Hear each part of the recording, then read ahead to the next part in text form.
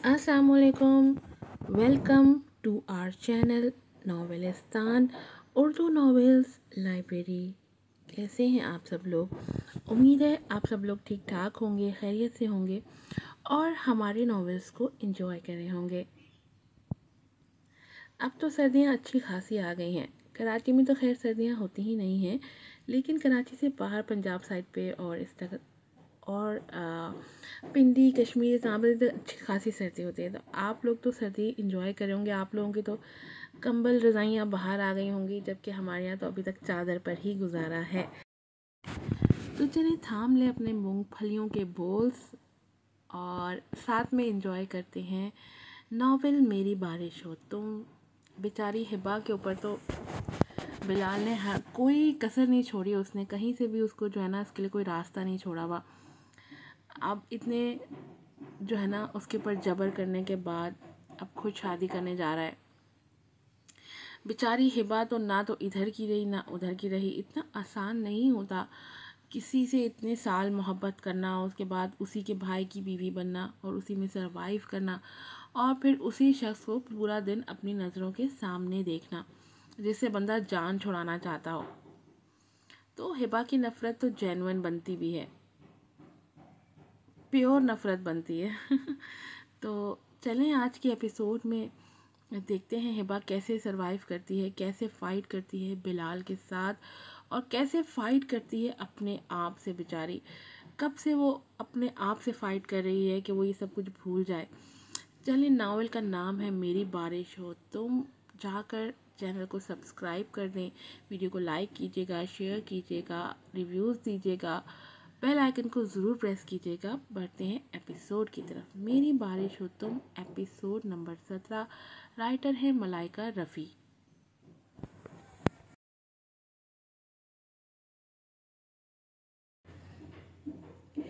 Hiba laptop सामने रखे अपने प्रोजेक्ट पे काम कर रही थी, जबकि उसे महसूस हो रहा था कि उमर काफ़ी देर से उसे ही देख रहा है, लेकिन उसने उमर को देखने की कोशिश नहीं की।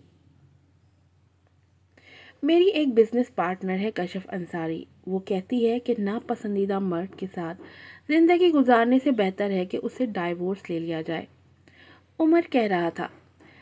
हिबा के कीबोर्ड पर चलती उंगलियां रुक गई थीं और वो नज़रें उठा के उमर के संजीदा चेहरे को देखने लगी। आपने कभी नहीं सोचा मुझसे डाइवोर्स लेने का? क्यों, तुम मुझे डाइवोर्स देने का इरादा रखते हो? उल्टा हिबा ने उससे सवाल किया था। अगर आप चाहती हैं तो। उसने बात अधूरी छोड़ दी थी, जबकि हिबा के चेहरे पे तंजिया मुस्कुराहट उभर के मासूम हुई थी। मुझसे ये भी नहीं पूछा गया था कि मैं ये निकाह चाहती हूँ कि नहीं। उमर खामोश रहा और हिबा फिर से लैपटॉप को देखने लगी। अगर पूछ लिया होता आपसे तो आपका क्या जवाब होता?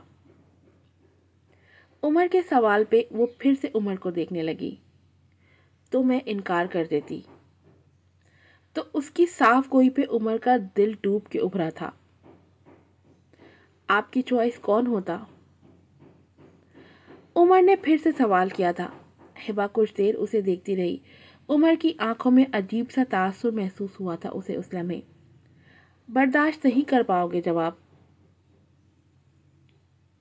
उमर को उससे खौफ सा महसूस हुआ था, जैसे वो नाम लेगी और उमर हार जाएगा।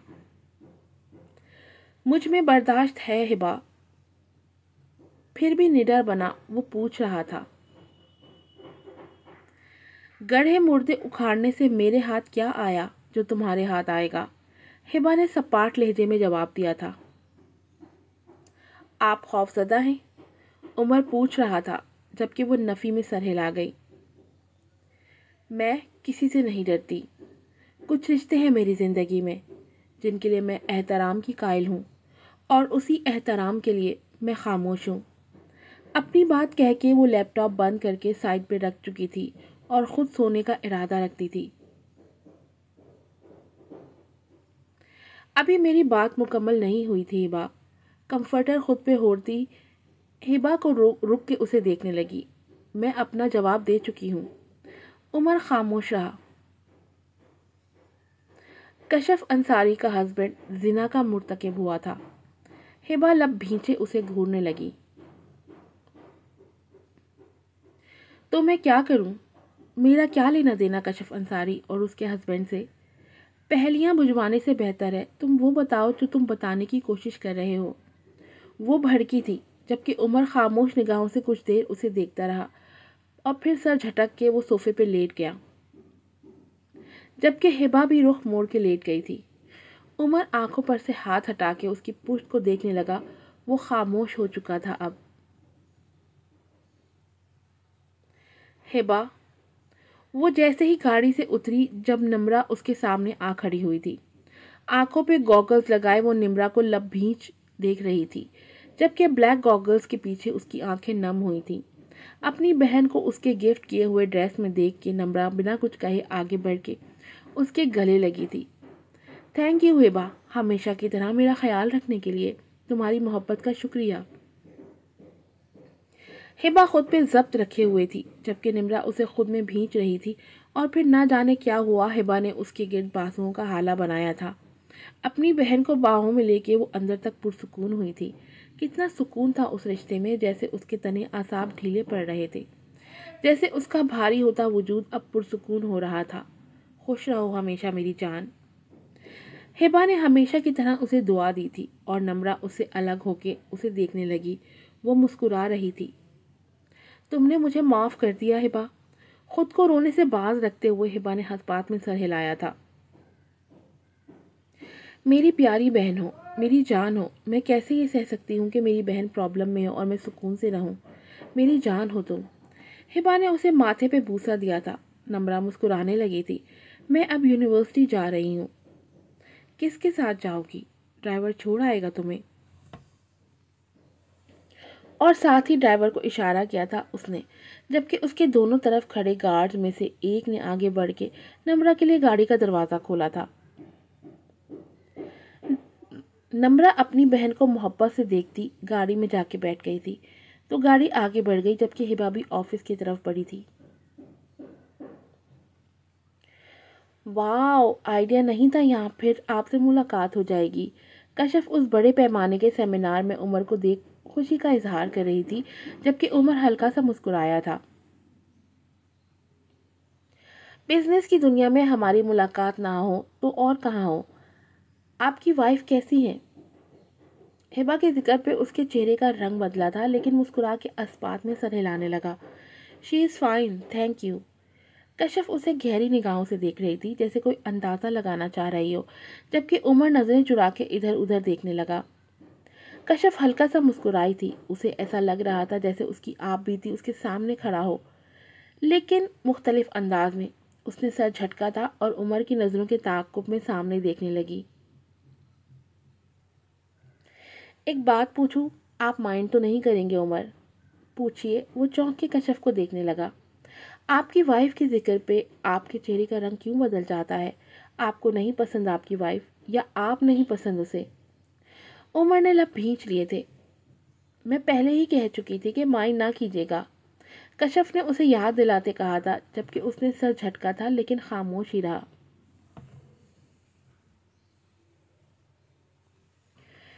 कशिफ भी उस पर एक नज़र डाल के आगे बढ़ी थी। चलें, वो एग्जीबिशन देखते हैं। उमर ने भी सर अस्बात में हिलाते कदम आगे बढ़ाए थे।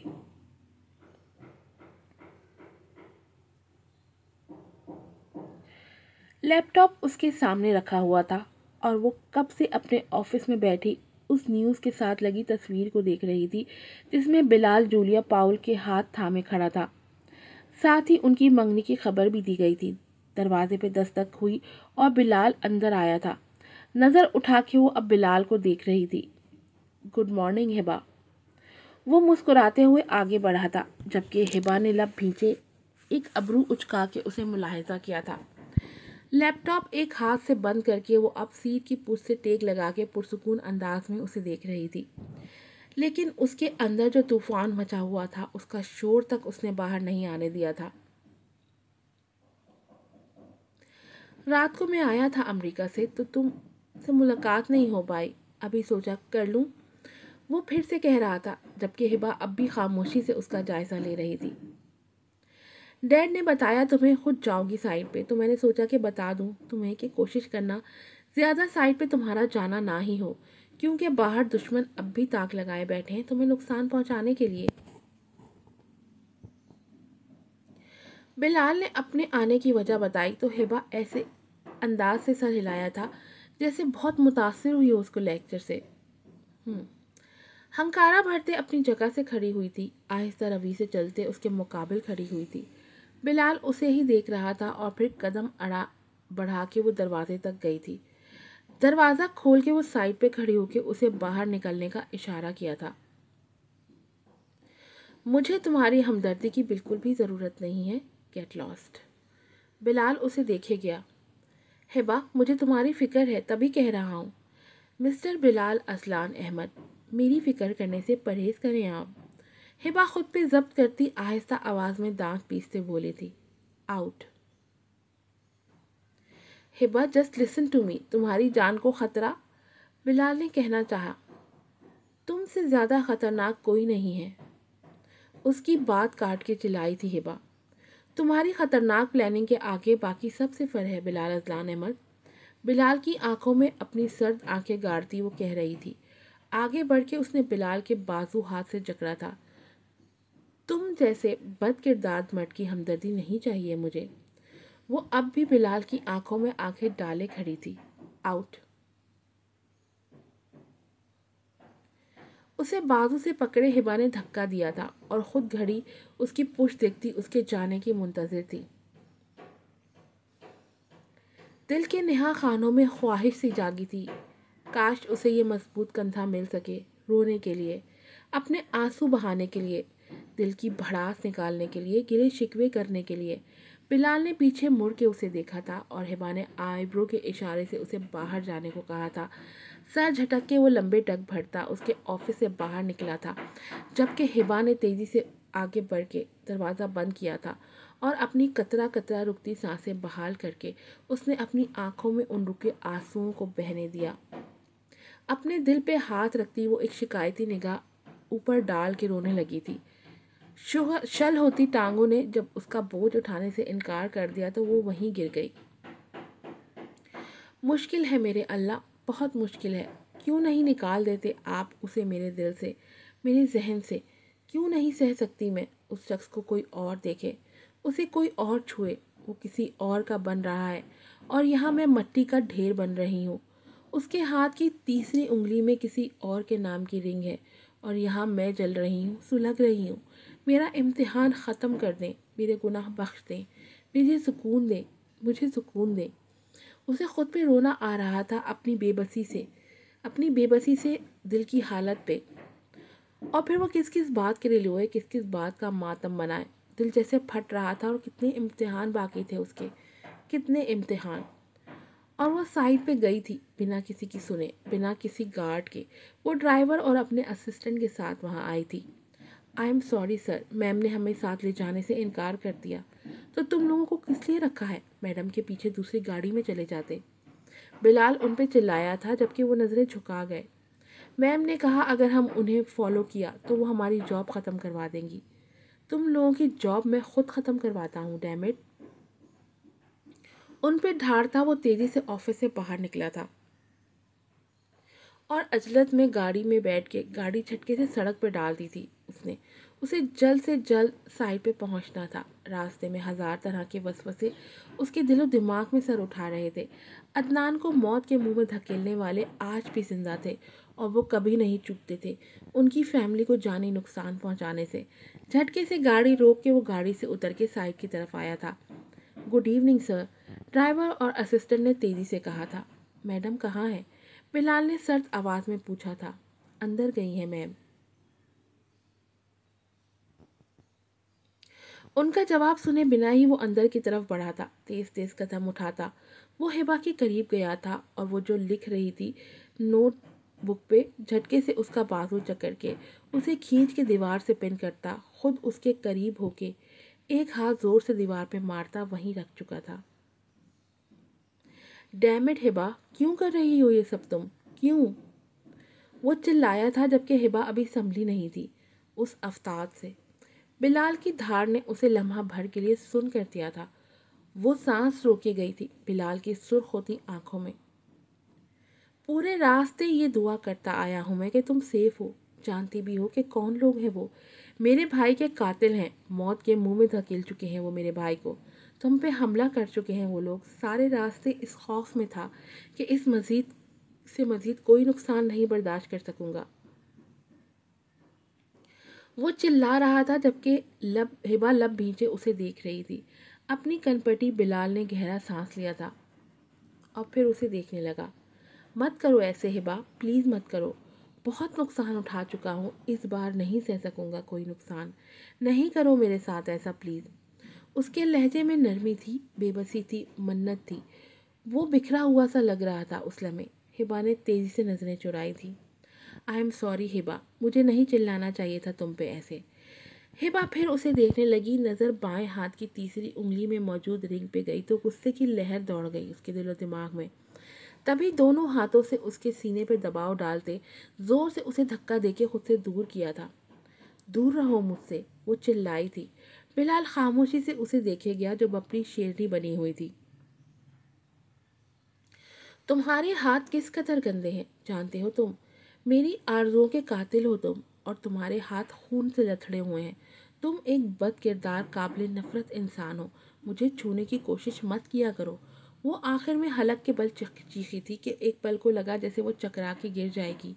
आंखों के सामने अंधेरा छाने लगा था उसके। तभी हाथ बढ़ा के उसने दीवार का सहारा लेना चाहा था। बिलाल घबरा के उसके करीब हुआ था। हिबा सांस लेने की कोशिश करती वो बिलाल को खुद से परे करने की कोशिश कर रही थी। हिबा प्लीज़ लिसन, नहीं टच कर रहा तुम्हें यार, यहाँ यहाँ बैठो प्लीज़।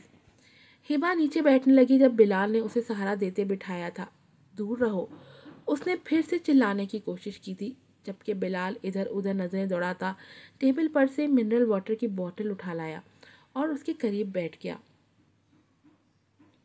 पानी पियो हिबा प्लीज़। अपने चकराते सर को संभालती वो बिलाल के हाथ से बोतल लेने की कोशिश करने लगी, लेकिन उसे इस कदर कमज़ोरी हो रही थी कि उसके हाथ बेसुध होते महसूस हो रहे थे उसे।